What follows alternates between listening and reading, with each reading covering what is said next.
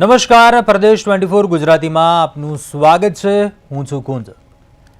ઝાલાવાડમાં જમીન કૌભાંડ। જી હા, આ વાત એટલા માટે કરવી પડી રહી છે કેમ કે સુરેન્દ્રનગર જાણે કે ભ્રષ્ટાચારનું એપીસેન્ટર બનતું જઈ રહ્યું હોય તે પ્રકારનું આ કૌભાંડ સામે આવ્યું છે, એટલા માટે કહેવું પડી રહ્યું છે। સુરેન્દ્રનગરમાંથી એ મોટું કૌભાંડ ઝડપાયું। ઈડીએ કાર્યવાહી કરી। 1500 કરોડ રૂપિયાના જમીન કૌભાંડમાં ઈડીની રેડ બાદ નાયબ મામલતદારના ઘરમાંથી 67.50 લાખની રોકડ મળી આવી અને એક શીટ પણ મળી અને આ શીટમાંથી એવા નામો મળ્યા અને આ નામમાં એવા ખુલાસા થયા કે જેને લઈને ચકચાર મચી। ત્યારે કઈ રીતે થયું આટલું મોટું કૌભાંડ અને કોણ છે વહીવટદારો, કોણ છે વચેટિયા અને લાંચિયા સરકારી બાબુ, આ તમામ પ્રશ્નો પર ચર્ચા કરીશું આજે પ્રાઇમ પ્રદેશમાં।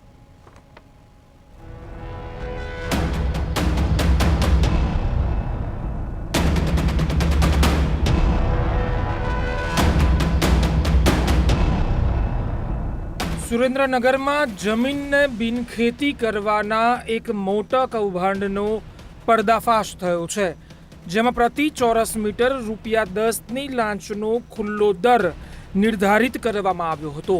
આ કૌભાંડનો ભેદ એન્ફોર્સમેન્ટ ડિરેક્ટોરેટ એટલે કે ઈડી દ્વારા સુરેન્દ્રનગર કલેક્ટર સહિતના વરિષ્ઠ અધિકારીઓના નિવાસસ્થાને પાડવામાં આવેલા દરોડા દરમિયાન મળી આવેલી એક 2 પાનાની એક્સેલ શીટ પરથી ઉકેલાઈ ગયું છે। આ શીટમાં લાંચના વ્યવહારો, લાંચના દરો અને સંડોવાયેલા આશરે 200થી વધુ લોકોના નામોની વિગતો ઝીણવટપૂર્વક નોંધાયેલી છે। તપાસ એજન્સીઓ માટે આ સ્પ્રેડશીટ સૌથી મહત્વનો અને મજબૂત દસ્તાવેજી પુરાવો સાબિત થઈ રહી છે। દસ્તાવેજમાં એને અરજીઓ મંજૂર કરવા માટે ₹10 પ્રતિ ચોરસ મીટરના હિસાબે લાંચ લેવાનો દર સ્પષ્ટપણે નોંધાયેલો છે। એક્સેલ શીટમાં પેન્ડિંગ અને મેળવેલી ચૂકવણીઓની વિગતો તેમજ લાંચના નાણાંના હેતુપૂર્વક પ્રાપ્તકર્તાઓની ફૂટનોટ્સ પણ ઝીણવટપૂર્વક નોંધવામાં આવેલી છે। તેમાં ઓનલાઈન અરજી નંબરો, સર્વેની વિગતો, જમીનનો વિસ્તાર, અરજીઓનો પ્રકાર અને સૌથી મહત્વપૂર્ણ રીતે વ્યક્તિગત અરજદારો પાસેથી એકત્ર કરાયેલી અથવા તો બાકી રહેલી લાંચની રકમનો સમાવેશ થાય છે। દલાલો અને મધ્યસ્થીઓના નામો પણ સૂચિબદ્ધ કરવામાં આવ્યા હતા। મળતી વિગતો મુજબ આ શીટમાં ઓછામાં ઓછા 200 નામો નોંધાયેલા છે, જે એજન્સીએ જપ્ત કર્યા છે। આ નામો અને જમીનના પાર્સલની ચકાસણી કરવામાં આવી છે। ઈડીના દરોડા બાદ એસીબી દ્વારા સમાંતર કાર્યવાહી હાથ ધરવામાં આવી હતી। એસીબીએ સુરેન્દ્રનગરના કલેક્ટર રાજેન્દ્ર પટેલ, નાયબ મામલતદાર ચંદ્રસિંહ મોરી, કલેક્ટર કચેરીના ક્લાર્ક મયુલ ગોહિલ અને કલેક્ટરના અંગત મદદનીશ એટલે કે પીએ જયરાજસિંહ ઝાલા વિરુદ્ધ ભ્રષ્ટાચાર નિવારણ અધિનિયમ હેઠળ એફઆઈઆર નોંધી છે। ઈડીની તપાસમાં ખુલાસો થયો છે કે આ સમગ્ર કૌભાંડ સુવ્યવસ્થિત રીતે કલેક્ટર કચેરીમાં ચાલતું હતું। આ શીટમાં જે નામ છે, જે કોડવર્ડ છે, તે બિલ્ડર, વચેટિયા અને એજન્ટો હોવાની ચર્ચા છે। આ તમામ જમીનો એને થયા બાદ વકીલો મારફતે તેના દસ્તાવેજ થયા હતા। આમાં નાયબ મામલતદાર, ક્લાર્ક, પીએ અને કલેક્ટર સુધીના લોકોના ભાગ પડતા હતા। બ્યુરો રિપોર્ટ, પ્રદેશ 24 ગુજરાતી।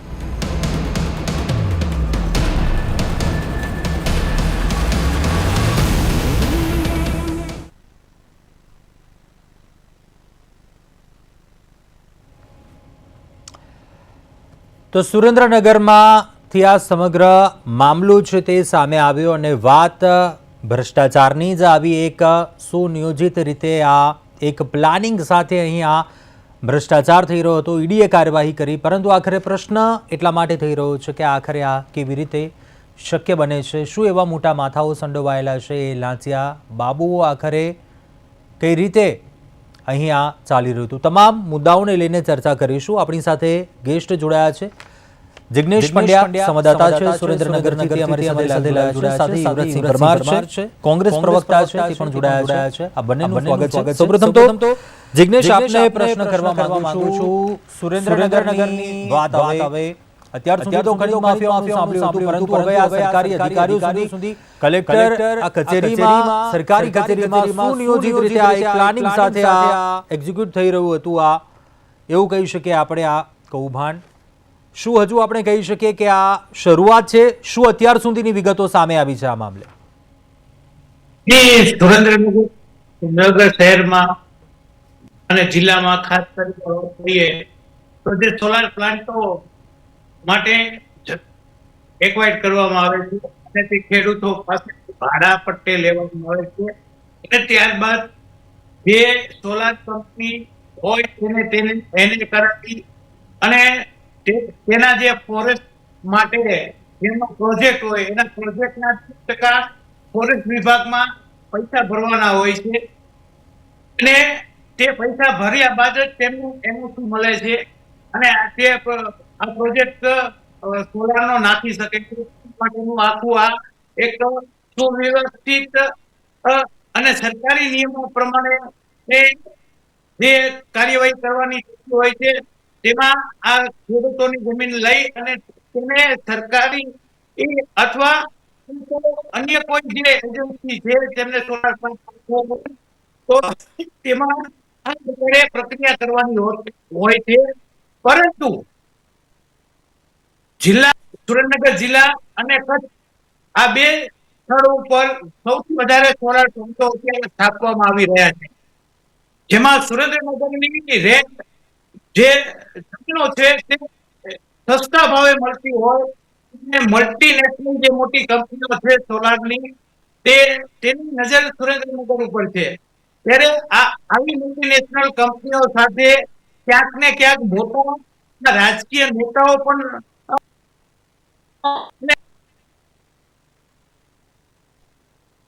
સુરેન્દ્રનગરમાં સ્થપાઈ ગયા છે. તેમાં પણ રાજકીય આગેવાનોના હિસાબો ભાગ જોવા મળે છે.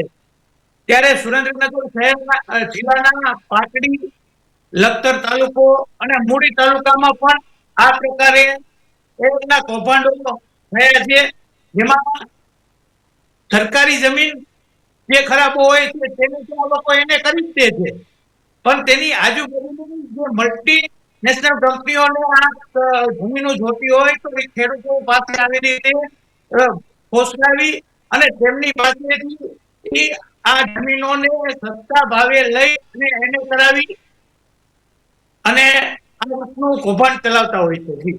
જી જી જી યુવરાજસિંહ પરમાર પણ આપણી સાથે જોડાયા છે, કોંગ્રેસ પ્રવક્તા છે તેઓ. યુવરાજસિંહ, વાત તો આખરે ભ્રષ્ટાચારની જ આવીને ઊભી રહી જાય છે. આમાં પણ આટલું મસમોટી રકમનું આ કૌભાંડ, હજુ તો તપાસ ચાલી રહી છે આ મામલે, પરંતુ નાયબ મામલતદારથી લઈને એ કલેક્ટર સુધી જો આ પ્રકારનું સુનિયોજિત રીતે આ ભ્રષ્ટાચાર થઈ રહ્યો હોય, શું કોની કોની સંડોવણી સુધી કોઈક મોટા માથાઓ જોડાયેલા હોઈ શકે?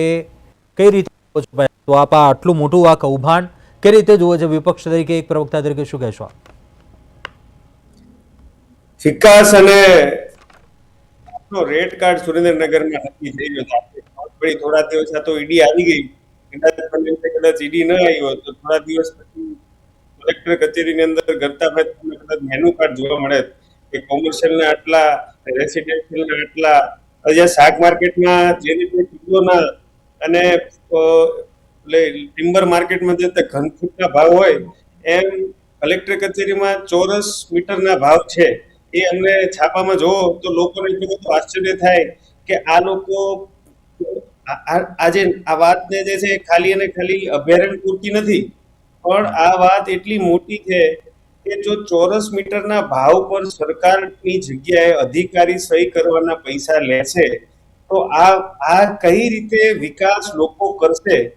જ્યારે આવા સોલાર પ્લાન્ટો, આવી મોટી મોટી કંપનીના લોકો આપણા રાજ્યમાં, આપણા જિલ્લાઓ જ્યારે આવા માંગતા હોય અને જો એને કલેક્ટર કચેરીમાં અને આવી જગ્યાએ આવી રીતે આપણા પ્રધાનમંત્રી સાહેબ ડિજિટલ ઇન્ડિયાની વાત કરે અને એમના સરકારની અંદર એના જે કર્મચારી રહ્યા એમના ઘરે ગાદલા બેંક કે બેંકમાં નહીં, ગાદલા બેંકમાં પૈસા 67 લાખ રૂપિયા પકડીને ત્યાં, તો હવે તમે વિચાર કરો કે આ મોટો ઓપરેશન કેટલા ટાઈમથી ચાલતી હશે, કેટલા જિલ્લાઓમાં ચાલતી હશે અને આપણા લોકો અંદરો અંદર કેટલા સિન્ડિકેટ કરીને ચાલતા હશે તો ઈડીને દિલ્હીથી અહીંયા સુધી આવવું પડ્યું. તો આ ભ્રષ્ટાચારના જે મૂળ છે એ સાહેબ કદાચ તમે નાના છોકરાને પણ સ્કૂલમાં ભણતા હોય ને તેને પૂછો ને કે આ શું અહીંયા કે આ કોઈ સિસ્ટમેટિકલ હશે તો નાનકડો વેબ સિરીઝ પણ તમને કહી દેશે કે આ ભ્રષ્ટાચાર એકદમ નાને તમે જો આની અંદર તપાસ કરવામાં આવે જો ઊંડી ઉતારવામાં આવે કારણ કે નાયબ મામલતદાર પોતે કહી રહ્યા છે તમે જો એ નાયબ મામલતદાર જે છે એ એક એક્ઝિક્યુટિવ મેજિસ્ટ્રેટ કહેવાય.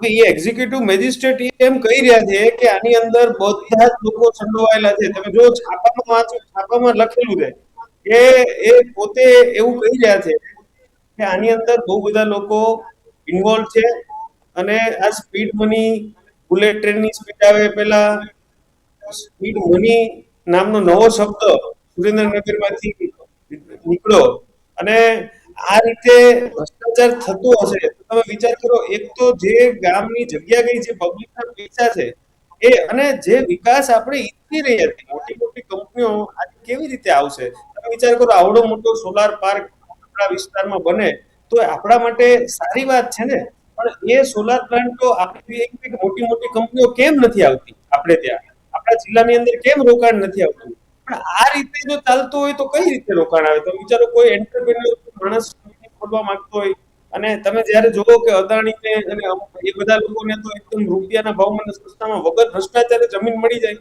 અને અહીંયા બીજી કંપનીઓ જે છે એ એની સાથે આવી વસ્તુઓ થાય આજે આપણે જો વિકાસ કરવા માંગતા હશું તો આ ભ્રષ્ટાચાર જે છે આપણા દેશની કમર તોડનારી વસ્તુ જે છે અને તમે સાહેબ આંકડાઓ તો તમે જો 1500 કરોડ રૂપિયા તમે સુરેન્દ્રનગરમાં સામાન્ય માણસ તમે ખભો કરીને પૂછો કે 1500 કરોડ રૂપિયામાં કેટલા મીંડા આવે વિચારો એ તમે કહી નહીં શકે મીંડા કેટલા તમે વિચારો 9 મીંડા વાળા આંકડા કલ્પના અહીંયા સામાન્ય માણસ છે 10,000 રૂપિયા પગાર નથી મળતો. જિગ્નેશ આપને પ્રશ્ન કરવા માંગુ છું આટલા સમયથી આપને અટકાવવા માંગુ જિગ્નેશભાઈ ચલાવવાની જવાબદારી હોય જિગ્નેશભાઈ આટલા સમયથી આ કઈ રીતે ચાલી રહ્યું હતું ભાંડાફોડ થયો ઈડીએ કાર્યવાહી કરી પરંતુ પ્રશ્ન એ થઈ રહ્યો છે કેટલા સમયથી આવું તો ચાલી રહ્યું હશે અહીંયા જી સુરેન્દ્રનગર વાત કરીએ આ અગાઉ બે કલેક્ટરો એમાં કે રાજ્ય આપણે જો એવું માનતા હોય ને પણ બંદૂક હથિયારો દેવા બાબતે ભ્રષ્ટાચાર થઈ રહ્યો છે કરવામાં આવી એના બે કારણો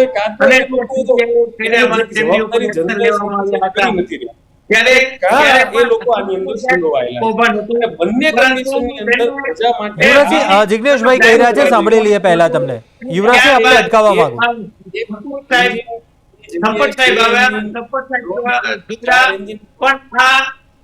જે કૌભાંડ છે તે સ્થિતપણે ચલાવવામાં આવ્યું હતું કે જેની કોઈને ભાર નહોતી થઈ પરંતુ જે અત્યારે જે આ કૌભાંડ ચાલી રહ્યું છે તેમાં ક્યાંક ને ક્યાંક જે એને કરવાના હોય અને એના માટે જે ચોરસ મીટરના જે ભાવ નક્કી પહેલેથી હતા તે ભાવના સીધા ડબલ કરી દેવામાં આવ્યા 40,000 થી 50,000 રૂપિયા એક એકરના એને કરવામાં આવતા હતા.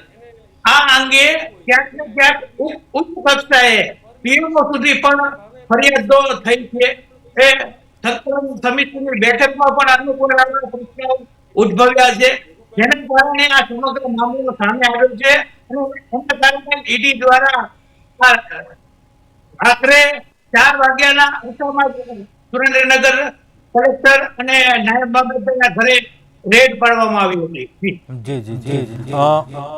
યુવરાજસિંહ આપને પ્રશ્ન કરવા માંગુ છું આખરે આ કૌભાંડમાં અધિકારીઓ સહિત અનેક એવા નામોની સંડોવણી હશે એવું તો હાલ પ્રાથમિક તબક્કે લાગી રહ્યું છે જે પ્રકારે તપાસ ચાલી રહી છે પરંતુ આખરે એવું તો શું ત્રુટિ છે સિસ્ટમમાં કે ક્યાં તેને કારણે આ ભ્રષ્ટાચાર થાય છે અને અધિકારીઓ છે તેની પણ સંડોવણી હોય છે વચેટિયાઓનો એવા એજન્ટોનો એવો મોટો રોલ હોય છે આખરે એવી ત્રુટિ તો શું લાગી રહી છે ક્યાંક કે તેના હિસાબે આ ભ્રષ્ટાચાર ક્યાંક થઈ રહ્યો છે કાર્યવાહી કઈ રીતે જોવી જોઈએ વિપક્ષ પક્ષમાં છો આપ શું કહેશો? મને સાહેબ એ વાતનું આશ્ચર્ય થાય છે કે આવડો મોટો ભ્રષ્ટાચાર અહીંયા આ પહેલી વાર પકડાનો છે, તો આજ એટલો થતો એવું નથી. આ જે સ્ક્વેર મીટરના અને સ્ક્વેર ફૂટના ભાવની જે સિસ્ટમ છે સાહેબ, બધા જિલ્લામાં છે અને બધી જગ્યાએ સુરેન્દ્રનગરમાં એક સાહેબ પકડાઈ ગયા તો એક જ એના કલ્પ્રિટ છે. તમે જો આની ઊંડી તપાસ કરવામાં આવે તો છેલ્લા 10 વર્ષની અંદર જેટલી થઈ એ બધાનો જો રેકોર્ડ કાઢવામાં આવે, સોલાર કંપનીઓ આવી, જે બીજી કંપનીઓ આવી, અને એ કંપનીઓ સાથે કઈ રીતે સેટિંગ કાઢી અને કઈ રીતે એ લોકોને તાત્કાલિક ધોરણે કામ કરવાની મંજૂરીઓ મળી જાય, પરમિશનો પૂરી ન હોય તોય કામ કરવાની મંજૂરીઓ મળી જાય. હવે તમે માણસ મીઠું આપણો સુરેન્દ્રનગરનો મીઠું પકો જે અગરિયો છે સાહેબ, એ એક નાની મોટી કઈ પોતાની એક નાનું મોટું કોઈ એવું કામ કરતું હોય આપણને લોકો આ વન સંરક્ષણ બધી હેરાનગતિ થાય કે એને બિચારાને અઘરી પડી જાય. અને જયારે આવી થઈ જાય કે કાયદાઓ કે અભયારણ્ય પર્યાવરણના કાયદા તોડી શકે, અને તમે ખાલી આ એક નહીં પ્રદૂષણના કાયદાઓ તોડી શકો, તમે બધા તોડી શકો. એ સ્પીડમાં તમે કામ કરવા માટે અલગ બારી હોય. સામાન્ય માણસને પોતાની જમીનની માગણીની હિસાબે જે અત્યારે તકલીફ ભોગવી રહ્યો છે, પોતાની જમીન પોતાના વર્ષોથી કબજાવાળી જમીનની માપણી નક્કી કરાવવા માટે અને ઓફિસે ધક્કા ખાઈ રહ્યો છે. જ્યારે આ સ્પીડ બુલેટ ટ્રેનની બુલેટ ફાઇલ મૂકો અને આની ફાઇલ, કારણ કે સ્ક્વેર મીટર તમે બિલ પૂરેલા હોય એની અંદર, એટલા માટે આ ફાઇલ આવી રીતે ચાલે તો ની વાત કરી અને વિકાસને બ્રેક મારવામાં આ લોકો એના દાંત અલગ અને દેખાડવાના દાંત અલગ ચોખ્ખી દેખાય. યુવરાજ છે, પરંતુ એક વિપક્ષ તરીકે આપ પણ શું આ મુદ્દે આગળ રજૂઆત કરશો? પણ વિપક્ષ તરીકે પણ કંઈક એવું પ્લાનિંગ, કેમ કે આપ જે રીતે જણાવી રહ્યા છો, ન માત્ર એક સુરેન્દ્રનગરમાં પરંતુ અન્ય જિલ્લાઓમાં પણ કદાચ જો આ પ્રકારની સિસ્ટમ હોય, આ પ્રકારે જો થઈ રહ્યું હોય તો ક્યાંક એ ખોટું છે ને આ ભ્રષ્ટાચારનું મૂળિયું ખૂબ ઊંડે સુધી ઉતરી ગયું હોઈ શકે. તો વિપક્ષ તરીકે પણ શું આ મામલાને લઈને આપ રજૂઆત કરશો ઉપરી કક્ષાએ? તમારી વાત બિલકુલ તમારી સહેમત છું કે વિપક્ષ તરીકે અમારી જવાબદારી છે અને અમારા નેતાઓ વારે વારે આ બધી બાબતો ઉઠાવતા રહ્યા છે.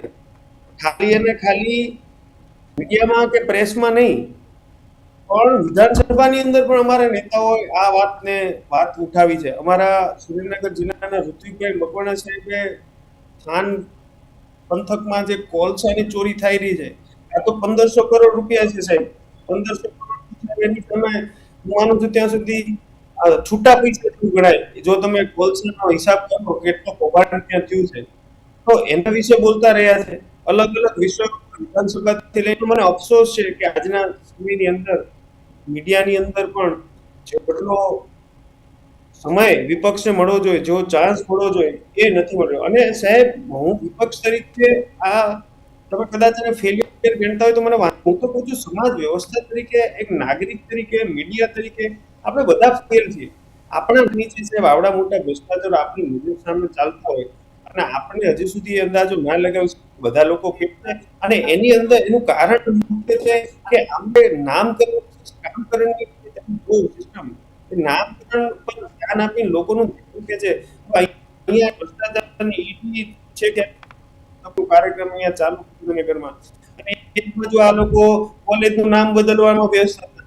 24 તારીખે કે હવે આ કોલેજનું નામ બદલવામાં, એજ્યુકેશન બદલવામાં નહીં, ભ્રષ્ટાચારની સિસ્ટમ બદલવામાં નહીં, લોકોની પડતી મુશ્કેલીઓ બદલવામાં નહીં, નામ બદલવામાં, કલર બદલવામાં, આવા બધા વસ્તુઓમાં આ લોકોને એકદમ વ્યસ્ત રાખી ધ્યાન ભટકાવી. અને આપણે અમારા વિપક્ષ તરીકે અમારી જવાબદારી છે કે અમે લોકો સુધી આ વાતને લઈ જઈએ, અને મીડિયા તરીકે આપની પણ જવાબદારી છે કે જે તમે સરસ રીતે નિભાવી રહ્યા છો આ વસ્તુ ઉપર, આવી વાત પર આવા મેટર પર ડિબેટ કરીને આજે આપની જે ચેનલ જે છે એ પ્રદેશ 24 ગુજરાતની પ્રજાને જાગૃત કરવાનું જે કામ કરી રહી છે, એટલે આપ પણ ધન્યવાદ પાત્ર છો. આ કામ આપણે સતત કરતા રહેવું પડશે.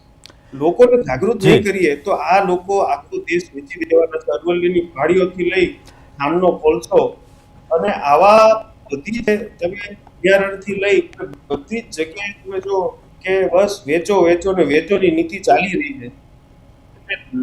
લોકોને હવે જાગૃત થવાનો સમય આવી ગયો. જી જી જિગ્નેશ, આપ શું કહેશો? એક વાત એ આવી જાય કે સરકારી કચેરીમાં આ પ્રકારે સુનિયોજિત રીતે એ ભાવ પણ એ રેટ પણ કદાચ નક્કી હોય, શું ક્યાંક એ મહત્વનો રોલ ભજવી જાય છે? વચેટિયાઓ, એજન્ટો, એ આખી સિસ્ટમ ચેઇન ગોઠવાયેલી હશે. ઈડીની કાર્યવાહીથી હાલ તો આ અત્યારે પ્રકરણમાં નામો સામે આવ્યા છે, પરંતુ શું આપને લાગી રહ્યું છે કે હજુ પણ જે પ્રકારે ત્યાં ચાલતું હશે, આપ વધારે વાકેફ હશો, પરંતુ શું હજુ યોગ્ય તપાસ થશે તો એવા વચેટિયાઓ હોય, એવા એજન્ટો હોય, હજુ પણ બીજા એવા અધિકારીઓ હોય, તેમના નામ ખુલશે એવી શક્યતાઓ ખરી? જણાવી દઉં કે સુરેન્દ્રનગર જિલ્લામાં જ્યારથી સોલારના પ્રોજેક્ટ આપ્યા છે ત્યારથી ભૂમાફિયાઓ બહુ સક્રિય થઈ ગયા છે અને જેની સરકારશ્રીને પણ ખબર નથી કે અહીંયા સરકારી ખરાબો છે એવી જમીનોના સર્વે નંબર પણ ભૂમાફિયાઓ પાસે છે. ત્યારે આ ભૂમાફિયાઓ ક્યાંક રાજકીય નેતાઓ સાથે પણ સંકળાયેલા છે અને મોટી મલ્ટીનેશનલ કંપનીઓ સાથે પણ સંકળાયેલા છે. ત્યારે જે રાજકીય નેતાઓ સાથે સંકળાયેલા ભૂમાફિયાઓ છે એ તેમને રાજકીય દબાણના કારણે તેઓ અધિકારીઓને પણ દબાવતા હોય છે અને તેના અધિકારીઓને દબાવી અને એક પ્રકારના કૌભાંડ આચરવાનો પ્રયાસો કરતા રહ્યા છે. સુરેન્દ્રનગર જિલ્લામાં અગાઉ પણ આવા અનેક દાખલાઓ સામે આવ્યા છે કે જેમાં આવા કૌભાંડ બહાર આવ્યું છે, પરંતુ સમગ્ર બાબતે ક્યાંય ઉચ્ચ અધિકારીને કોઈ વાંધો આવતો નથી. તે ન્યાયતંત્રમાં પણ ક્યાંક ને ક્યાંક પોતાની જવાબદારી એ શોધી અને છૂટી જતા હોય છે. ત્યારે નાના કર્મચારીઓ જ આમાં કાયમ ભોગ બનતા રહ્યા છે. સુરેન્દ્રનગર જિલ્લામાં અગાઉના કે રાજેશની વાત કરીએ તો તે છૂટી ગયા, પણ અન્ય જે કર્મચારીઓ છે તે હજી પણ હેરાન થાય છે. ત્યારે આવી બાબતમાં જો ઈડી દ્વારા હજી કડક કાર્યવાહી કરવામાં આવે અને કડક પૂછપરછ કરવામાં આવે તો અનેક મોટા રાજકીય નેતાઓના પણ આમાંથી નામ ખુલે છે, મોટા કોન્ટ્રાક્ટરોના પણ નામ ખુલે છે તેવી શક્યતા સેવાઈ રહી છે. જી યુવરાજજી, આપને શું લાગે છે જે પ્રકારનું આ જમીન કૌભાંડનો રેલો ક્યાં સુધી જઈ શકે છે? હજુ પણ જો એવી તપાસ થાય, એવા નામો, એવા એજન્ટો, વચેટિયાઓ, એવા નામો ખુલી શકે એવી શક્યતા શું લાગી રહી છે જો એવી તપાસ થાય યોગ્ય રીતે? જો સાહેબ મારું માનવું છે કે યોગ્ય રીતે તપાસ થાય તો આની અંદર આના જે છેડા જે છે એ કદાચ તમને મંત્રી કાર્યાલય સુધી પણ તમને જતા જોવા મળશે. કારણ કે આની પહેલા તમને કદાચ હું યાદ કરાવું દર્શકોને કે ચોટીલાની અંદર જે જમીન કૌભાંડ થયેલું આની પહેલા, આ તો કૌભાંડનો સિલસિલો છે, આ તો કૌભાંડના સિરીઝની એક નવી સિઝન છે સુરેન્દ્રનગર. બાકી જે ચોટીલામાં જમીન કૌભાંડ થયું એના છેડા મુખ્યમંત્રી વિજય રૂપાણી સુધી ગયા હતી અને એ જગ જાહેર વાત છે. તો આ આખી સિસ્ટમ જે છે એના છેડા જે છે એ નાનામાં નાના કર્મચારીથી લઈ અને મોટા નેતાઓ સુધી જાય, પણ એટલા બધા છેડા તો મને લાગતું નથી કે ઈડી કે કોઈ સંસ્થાઓ આ ગુલામ સંસ્થાઓ બની ગઈ છે એ આ કોઈ ખોલી શકે. કારણ કે તમે જુઓ કે ઈડીને આ 1500 કરોડનું કૌભાંડ કીધું, પણ બીજી એક પણ એજન્સીને ખાનનો ખોલસો હજી સુધી નથી દેખાતો. સેટેલાઇટમાંથી દેખાય છે કે કેટલા હોલ થઈ ગયા છે ત્યાં, પણ હજી બીજા કોઈ દેખાડો નથી. તો એવા તો કેટલાય છે કે પણ જે આશા જે છે, વિશ્વાસ છે, સિસ્ટમ ઉપરનો જે લોકોનો ભરોસો છે એ નેસ્તો નાબૂદ થઈ ગયો છે. એટલે મને એમ છે કે જનતાની અદાલત જ એક એવી અદાલત, બાકી કોઈ એજન્સીમાં એવી તાકાત નથી કે આની તપાસ કરે અને સાચા લોકોને બહાર લાગે. આમનો મત છે બિચારા મોરી જે આપણા જે નામદાર છે, હવે એ નાના એવા અધિકારી છે, એને તો ઉપરથી ઓર્ડર આવે એટલે એને તો બિચારાને નોકરી કરવાની હોય એટલે એનું બધું કામ કરવું પડે. એટલે આમાં તલાટી છે, નાયબ મામલતદાર છે, આવા બિચારા અધિકારીઓ જે છે એમના સહી હેઠળ મોટા કામો કરાવવામાં આવતા હોય છે અને મોટા આઈએસ કક્ષાના આવા બધા જે અધિકારીઓ બચી જતા હોય છે, નેતાઓ બધા બચી જતા હોય છે. આવું આપણે અનેકવાર જોયું છે. એટલે એ ફરી વખત repeat થાય એવું માનવાને કોઈ કારણ દેખાતું નથી. એટલે જે ભ્રષ્ટાચાર હું ખુશ થઈને ખાવા દઈ પહેલું પાનું ખોલો તો કદાચ તમને એની અંદર સૌનો સાથ વિકાસના નામનો દાખલો થશે અને એની અંદર બધાના ભાગનો દાખલો દેખાશે. એટલે આ જે છે એ સરકારની અંદર ભ્રષ્ટાચારીઓ બન્યા જાય એ વાતમાં માને. આમાં તો કદાચ એવું બને કે કાલ સવારે જે રાજ્ય પટેલ છે કદાચ એવું બને ભાજપમાં સામેલ થઈ જાય મોટા નેતા થઈ જાય એવું પણ બને. એટલે એનો તો પ્રજાને અને મને વિશ્વાસ છે, પ્રજાને એવું વિશ્વાસ નહીં હોય કે આ જે છે એનો કોઈ એવો કોઈ મોટી માછલીઓ મગરો હાથમાં આવે. આમાં તો બસ બિચારા મોરી સાહેબ જેવા નાના નાના અધિકારીઓને જેને પર દબાણ લાવીને એની પછી ખોટું કરાવવામાં આવ્યું હોય એવા લોકોની સજા થાય. બાકી જે મોટા અધિકારીઓ હોય કોણ જ કરશે. હવે અત્યારે સાહેબને સસ્પેન્ડ કરીને પછી જનરલ એડમિનિસ્ટ્રેશન ડિપાર્ટમેન્ટ આની પહેલાના અમારા કલેક્ટર હતા કે રાજેશ છે એ અમારા ફેમસ હતા હત્યાના લાયસન્સ ભ્રષ્ટાચાર માટે. એની પહેલા કોઈ અધિકારી હતા તો તમે જો આ તો સિલસિલો છે. આ તો સુરેન્દ્રનગર હજી સુધી જ્યાં કોઈ પાછલા અધિકારીને સજા થઈ હોય એવું અમારા ધ્યાનમાં આવેલું નથી. જિજ્ઞેશ, ખાસ કરીને આપણે વાત કરીએ તો એવા મહત્વપૂર્ણ એવા કયા પુરાવાઓ મળી આવ્યા છે, એવી વિગતો સામે આવી હશે કે એ ખૂબ જ મહત્વપૂર્ણ વિગતો હતી તેના ઉપરથી આ જમીન કૌભાંડ છે તે ઝડપાયું અને હાલ જે પ્રમાણે તપાસ ચાલી રહી છે, સ્પ્રેડશીટ પણ એવી એક મળી છે, એ શીટમાં પણ એવા 200 નામ જેવા તપાસ દરમિયાન સામે આવ્યા છે. શું એવા મહત્વના એવા પુરાવા પણ મળી આવ્યા છે? તે મામલે પણ શું એવી વિગતો આપના સુધી પહોંચી છે? એક પીડીએફ ફાઇલ જે છે તેમાં જે લેતી દેતીના અંદરો અંદરના જે એમના રોકડ વ્યવહારો હતા તેની નોંધ મળી આવી છે. જેમાં લાખ રૂપિયા 1.5 લાખ રૂપિયા ફલાણા વ્યક્તિને આપવામાં આવ્યા છે તેનો ઉલ્લેખ છે, જે હજુ જાહેરાત કરવામાં નથી આવી. જ્યારે જે લોકોએ એને કામ સોંપ્યું હોય તેમની પાસેથી કેટલા રૂપિયા લેવામાં આવ્યા છે, તે રૂપિયાનું શું કરવામાં આવ્યું છે તેની પણ એક શીટ ઈડીને મળી છે. તેમણે જાહેર પણ કરી છે.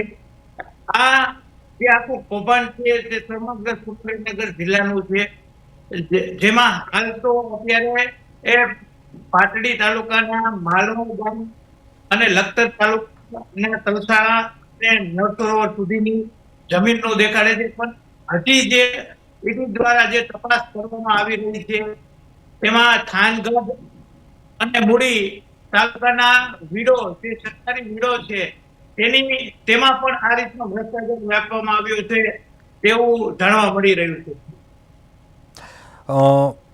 યુવરાજસિંહ, આપને એક અંતમાં પ્રશ્ન કરવા માંગુ છું. જમીન કૌભાંડ જે પ્રકારે આ સમગ્ર મામલો સામે આવ્યો, તપાસ ચાલી રહી છે, પરંતુ આ રેલો ક્યાં સુધી પહોંચે? મોટા માથાઓ શું અંડરગ્રાઉન્ડ થઈ જશે? અને ફરી એક ટૂંકમાં જણાવશો આપ કે વિપક્ષ તરીકે કોંગ્રેસ પક્ષ પણ આગામી સમયમાં આ મુદ્દે શું રણનીતિ બનાવશે અને આ મુદ્દાને લઈને રજૂઆત કરશે, ભ્રષ્ટાચારના મુદ્દાને લઈને રજૂઆત કરશે? સુરેન્દ્ર, વિચારો ગુજરાતની અંદર રેવન્યુ ડિપાર્ટમેન્ટ, રેવન્યુ મંત્રી એ આપણા મુખ્યમંત્રી ભૂપેન્દ્રભાઈ પટેલ, એ આપણા રેવન્યુ મિનિસ્ટર, મહેસૂલ ખાતું મુખ્યમંત્રી અંદરમાં આવે. એસીબી અને ગુજરાતી આપણી ગુજરાત પોલીસ એ ગૃહમંત્રી હર્ષસંઘવીના અંડરમાં આવે. એમને ડ્રગ્સ પકડવાની વાતો કરે અને અહીંયા એમના નાક નીચે આવા મોટા ભ્રષ્ટાચારો થાય એની અમને ખબર નથી. અમને એ ખબર નથી પડતી કે કયા ટાઈમે કેવી બેઠકો ગોઠવવી જોઈએ. આ બધા લોકો ફેલ છે. એટલે આના કનેક્શન જે છે મુખ્યમંત્રી ગૃહમંત્રી આરામથી જાય, કારણ કે તમે એ લોકોનો આમાં ભાગ બટાઈ હોય. આની અંદર જિલ્લા કલેક્ટરની ત્રેવડ નથી કે મુખ્યમંત્રીને અને સરકારના જે મોટા જે અધિકારીઓ છે એને સાથે ટાઈઅપ કર્યા વગર, એની મંજૂરી વગર, અને આપણા જિલ્લાના 5 ધારાસભ્યો સાહેબ ભારતીય જનતા પાર્ટીની દર મહિને એ લોકોની મીટિંગ હોય કલેક્ટર સાથે. દર મહિને આપણા ઘણા એવા મુદ્દાઓ છે ચોક્કસ. ખેલ મહોત્સવ કરવામાં વ્યસ્ત છે, છોકરા રમાડવામાં વ્યસ્ત છે. જી, આપણા જે અહીંના જે લોકલ નેતાઓ છે એ લોકોની નાની નીચે આ બધું કાર્યક્રમ થતું હોય, નો એ વિકાસમાં કામ કરાવી શકે, નો આવા ભ્રષ્ટાચારને લોકોને સુશાસનની વ્યવસ્થા કરાવી શકે, તો જ્યારે બધી જ ખેલ છે, જ્યારે બધા છે, ત્યારે કોંગ્રેસ આ વાતને રોડથી લઈ વોર્ડ, વિધાનસભા અને લોકસભા સુધી આ વાતને ઉઠાવતી રહી છે. હજી આગળ ને આગળ બધું બુલંદ અવાજથી આ વાત લોકો સુધી રોડ દ્વારા રોડ પર ઉતરીને લોકો સુધી અને વિધાનસભામાં અમારા જિગ્નેશ મેવાણી છે, એના અમારા જે યંગ બધા નેતાઓ છે એની બુલંદ અવાજ દ્વારા ત્યાં પણ અમે અવાજ કોંગ્રેસ જે છે એ આ વાત જી ચોક્કસથી યુવરાજસિંહ, ચોક્કસથી આપે અભિપ્રાય આપ્યો, સમયનો ભાવ છે, ચર્ચા સમાપ્ત કરવી પડશે. જિગ્નેશ પંડ્યા અને યુવરાજસિંહ પરમાર આ બંને જોડાયા અને અભિપ્રાય આપ્યો, ખૂબ ખૂબ આભાર. અંતમાં કહેવાનું એટલું થાય, જમીન કૌભાંડની વાત આવે, ભ્રષ્ટાચારની વાત આવે, આ મૂળિયા આખરે ક્યાં સુધી લંબાયેલા છે તે એક તપાસનો વિષય છે. હાલ તો ઈડીએ કાર્યવાહી હાથ ધરી છે, એસીબીએ પણ આ મામલે કાર્યવાહી હાથ ધરી છે કે જે લોકોની સંડોવણી હતી, પરંતુ શું આખરે મોટા માથાઓના નામ ખુલે છે, કાર્યવાહી થાય છે, કોની ધરપકડ થાય છે અને ક્યાં સુધી આના તાર જોડાયેલા છે તે તપાસનો વિષય બની રહેશે. અત્યારે વિશેષ રજૂઆતમાં બસ આટલું. આપ જોતા રહો પ્રદેશ 24 ગુજરાતી. નમસ્કાર.